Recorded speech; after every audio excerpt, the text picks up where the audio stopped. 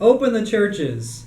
The Thunder and Lightning Show demands that all bishops open the churches. Today we're going to talk a little bit about the current situation we have, and there's definitely some news that I want to talk about today. So in Bavaria, Germany, the government... By the way, John, before you get started, I want to wish you and all our viewers a happy feast of the invention of the Holy Cross. That's why we're wearing red.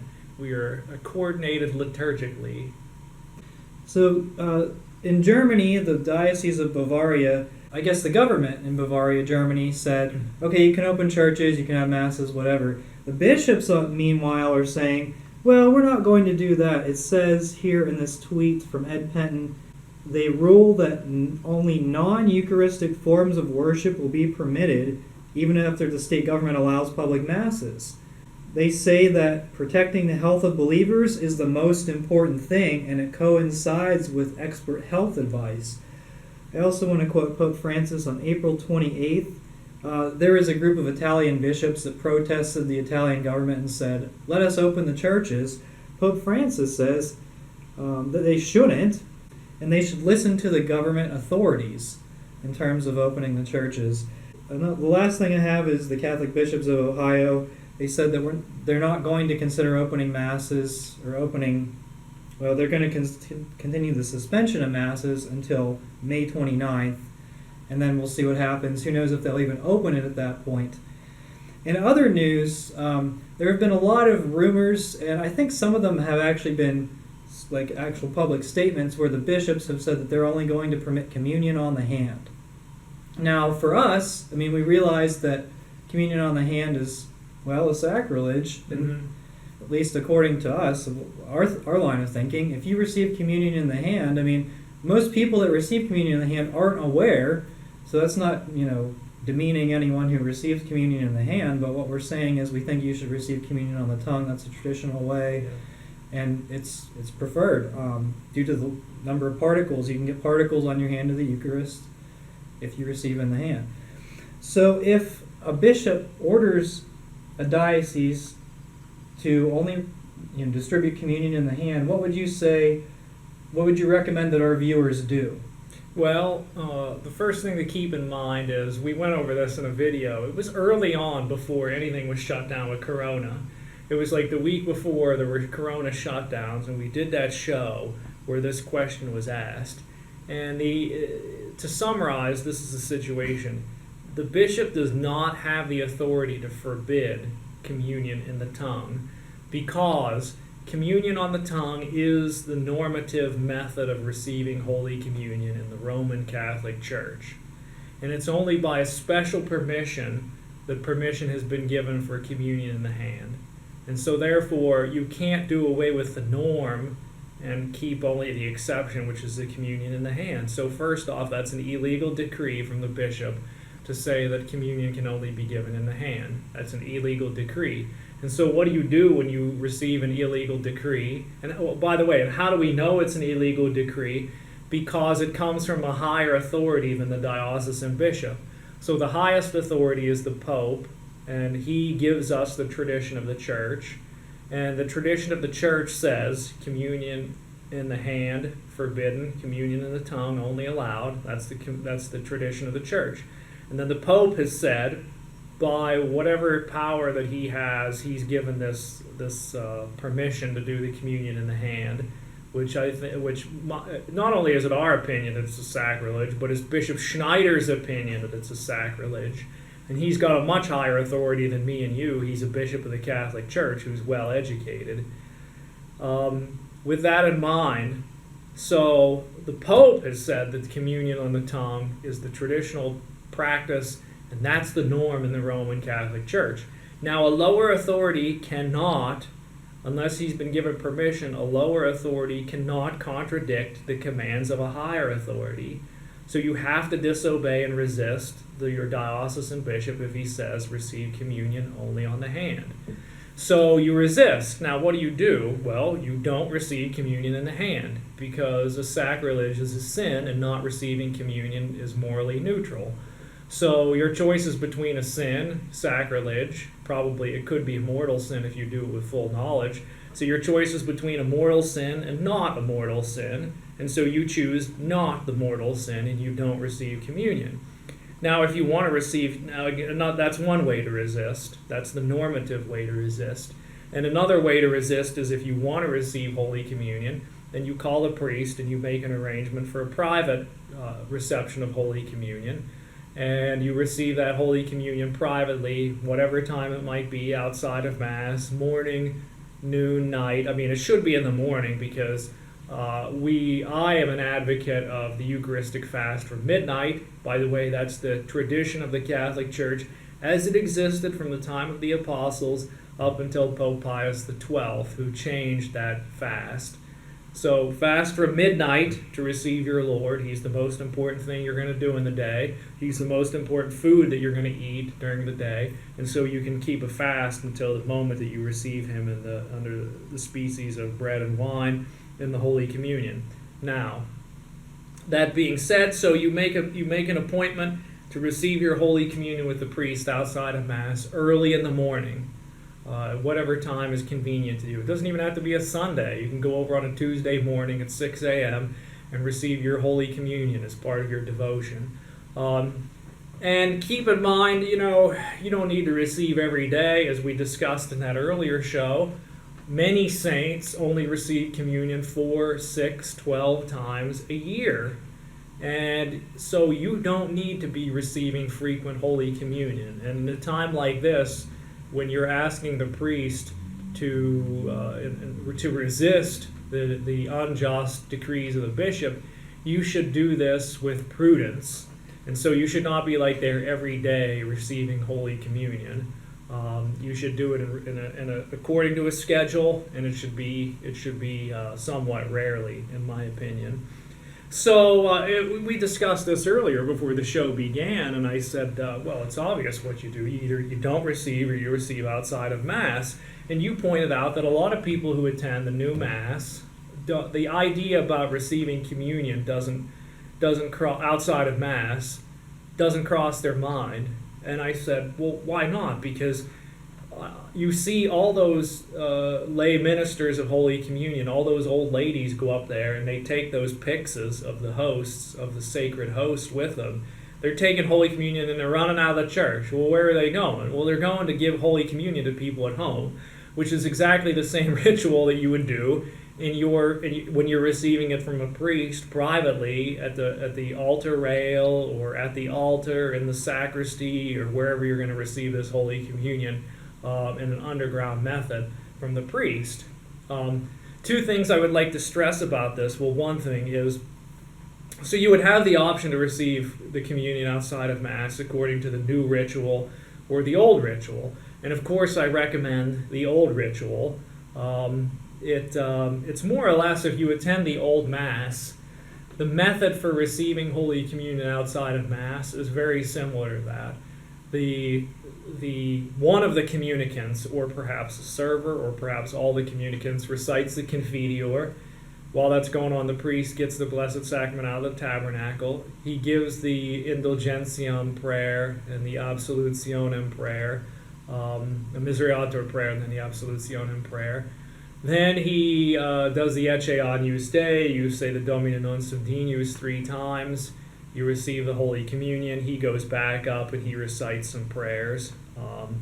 There are actually some Eucharistic prayers that are taken from, I think maybe the benediction service. And then when it's all over, after he cleanses his fingers, he gives everybody a blessing, which is more or less a dismissal. So there's a nice little ritual there in the old liturgical books in the Roman ritual about how to receive Holy Communion outside of Mass. And so if you're going to take that option, you're going to exercise your right to receive Holy Communion if you're properly disposed. I urge you to do it using the old ritual. The new ritual is, it's pared down. I mean, they did add like a liturgy of the word thing to it. So in that sense, it's kind of like a dry Mass. If your priest doesn't know the old ritual, then that's perfectly fine. So that's my recommendation as far as that goes. Yeah, that's a good point that you bring up, because I'm not sure if everyone's necessarily aware that that's even possible. Well, yeah. By the way, it was actually the norm before probably Pius XII, so maybe 1955. It was the norm for people to receive Holy Communion outside of Mass. That was the norm. Very few people actually received communion during Mass. You would schedule, and of course you would only receive a few times a year. And so, for instance, on Easter Sunday, they would have communion services every 20 minutes or something in the church. So early in the morning, people would show up, they'd receive their communion, then they'd go eat breakfast, have a nice breakfast, and come back with the whole family and have the Easter Mass. And the reason for this was because with the fast from midnight, a lot of people, I don't understand why, but they have trouble living a life without eating first thing in the morning. And so this was a way, an accommodation, an economia, an epikeia, a relaxation of allowing people to receive their communion early in the morning, so that therefore then they could attend Mass with a full belly and be able to participate better. But so that in mind, it was the norm to receive Holy Communion outside of Mass before Pius XII. Yeah, and I guess being that there's only the requirement of the church is to only receive the Eucharist once a year. That's it. Yeah. That's not.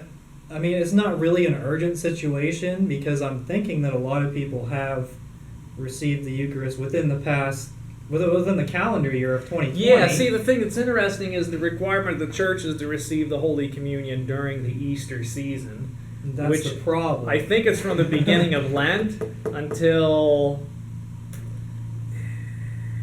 Pentecost? Yeah, it might be Pentecost. You've got to receive at some point in time in there. So, now, of course, that is relaxed because the bishops have canceled everything. Yeah, so now you don't even have to do that.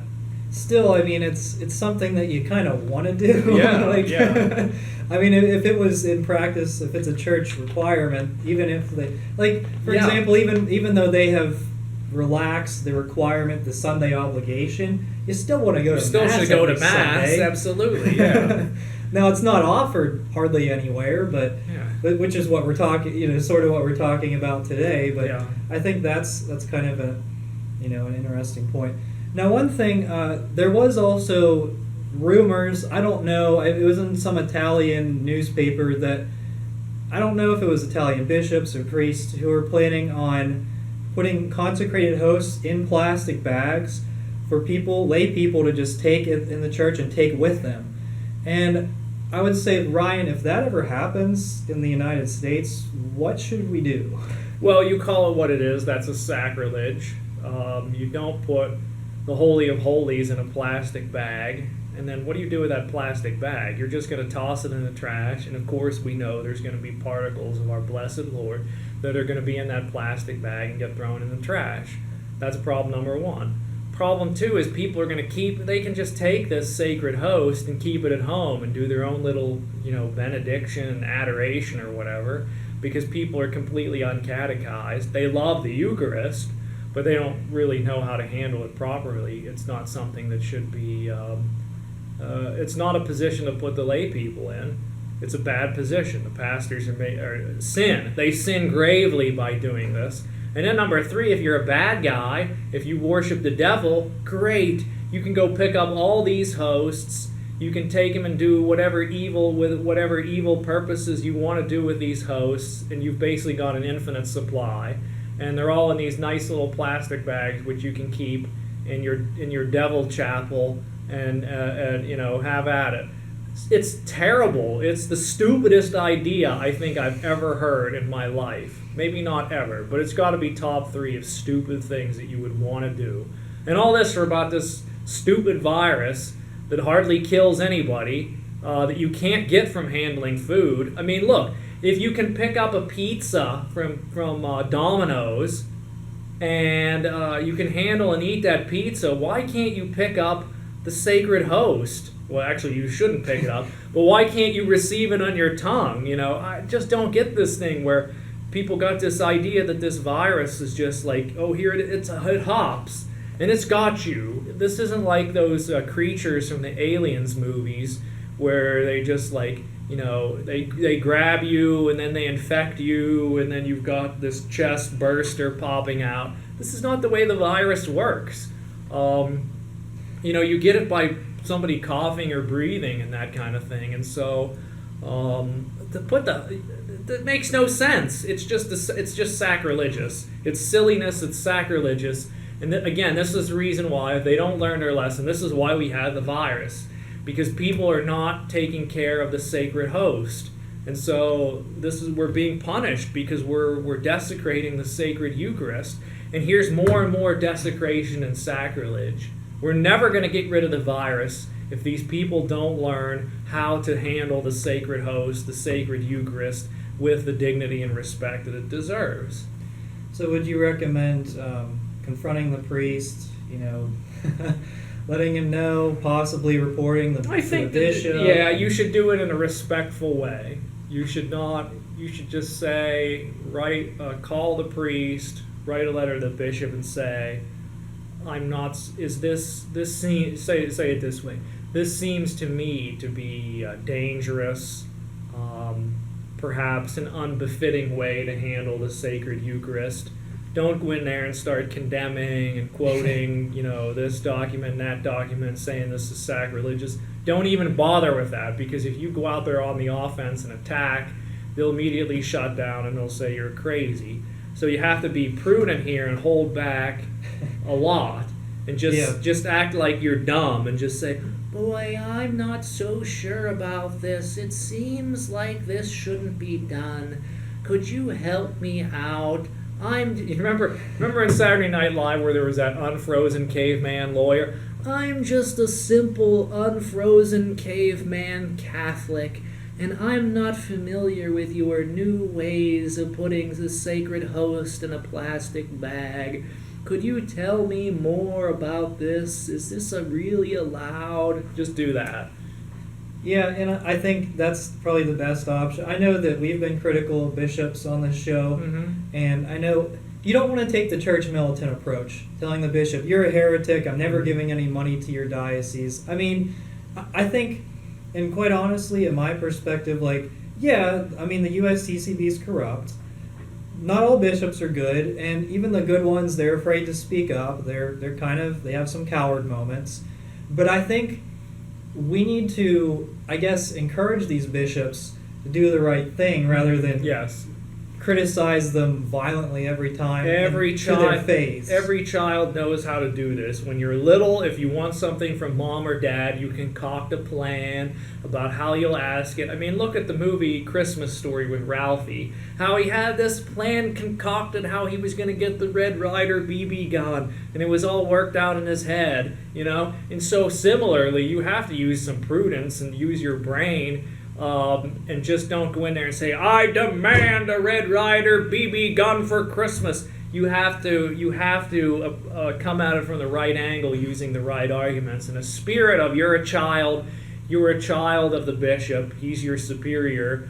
So even though you're right and he's wrong in most of these cases, you just go in there and say, all due respect, I have a question as a lay person, blah, blah, blah. And if you don't get the right answer, well then you should consider going in the attack mode, because now he's proven that he's not going to help you and he's on the bad side of things. And then you can write to Rome, get them involved, document this sacrilege, keep the documents, write down dates, times, circumstances, and send all that stuff to Rome. Because it's probably, if a priest puts a sacred host in a plastic bag and gives it to somebody, that could be excommunicable. That could be an excommunicable offense against the sacred Eucharist, because it's a desecration.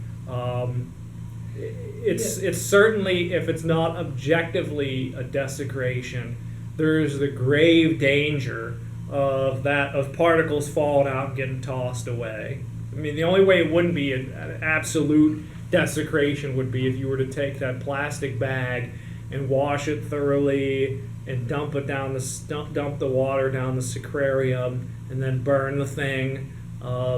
It's quite an elaborate process. Yeah, and you definitely don't want to do it yourself without the background knowledge of what you're doing don't have anything to do with that. Nobody should be handling the sacred Eucharist unless, there's a persecution, somebody threw hosts on the ground, well, then you would need to pick them up, maybe not even pick them up with your hands. There was a story of some Japanese, I don't remember if it was a kid or a woman, but I believe it was in Japan, but the bad guys went and like blew up this church and maybe cracked open the tabernacle and threw hosts on the floor.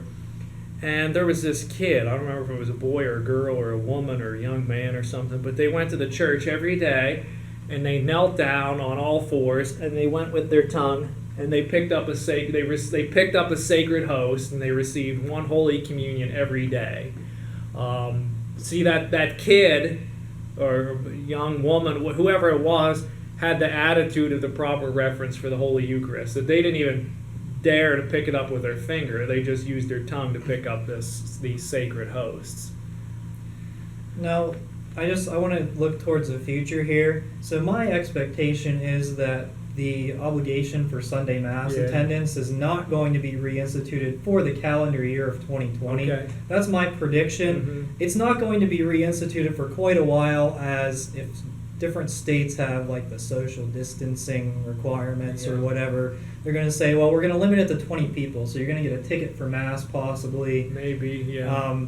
So what would you recommend for that? I mean, me personally, I would say if you can't get into Mass, download. Now, I like the Latin Mass, so I downloaded a Latin Mass Missal on my Kindle. You can download it on your phone, and you can sit outside the church. There's no requirement for sitting in your car in the parking lot with the windows closed and praying the prayers of the Mass. Would you have any recommendation of what anyone should do for that? Well, I mean, do what you're still doing now. It's not, we've had this cancellation for over a month, and I'm sure by now people have figured things out. So watch a Mass on YouTube or on Facebook. Follow along with reverence and devotion in your missal. Make spiritual communions. Despite the fact that you can't attend Mass, you have to still keep holy the Sabbath day. You have to keep holy the Lord's Day and abstain from servile work and devote it with prayers and praying the Mass. So now that we have missals and the internet, we can do this stuff much easier. So that's my recommendation, is to do that. Watch the Mass, pray the Mass, receive a spiritual communion. I don't think it's a nice sign of devotion if you go drive to the church and sit in the parking lot. You can read your missal or pray your Mass there. If you have a family, you shouldn't do that, because your kids aren't going to want to sit in the car there. They're going to want to be at home, and you can set up like an altar on your kitchen table, light some candles, have the readings. You can have a nice little liturgy of the Word kind of thing at home with a spiritual communion instead of the real sacrament of Holy Communion. So that's my recommendation. Yeah, and who knows what's going to happen. I think people are going to be driving to different dioceses, and it's going to get... Yeah. There's going to be a lot of confusion. I agree with you in the sense that I think it is likely that we probably won't see the obligation to attend Mass until after 2020. And I said from the very beginning, we're not going to have Mass until Pentecost or Corpus Christi. And now we're getting close to there. And I'm thinking that, we'll probably have Masses with restriction in most dioceses, with the ticket and with the social distancing and perhaps no Holy Communion. I think we could actually end up seeing that at Corpus Christi. Would probably be the time that I could see that happening. But as far as normalcy, when's that happening? I don't know. I don't know when that's going to happen. And that would also be a good time to write a letter to your bishop and say, hey, I really like the Latin Mass, and I'm concerned about social distancing and restrictions on Masses. Would you be able to provide us with an extra Latin Mass so that the faithful may attend? And who knows if they'll listen, who knows if they won't, but it doesn't hurt to write a respectful letter in that situation. It might be something worth considering. Yeah. So do you have any closing thoughts on this whole situation? No remarks other than keep praying for an end of this, the corona plandemic and panicdemic, and let's move on from this stupid thing and try to get back to normal. And like High School Musical, we're all in this together. Thank you for watching, and have a great day. Peace.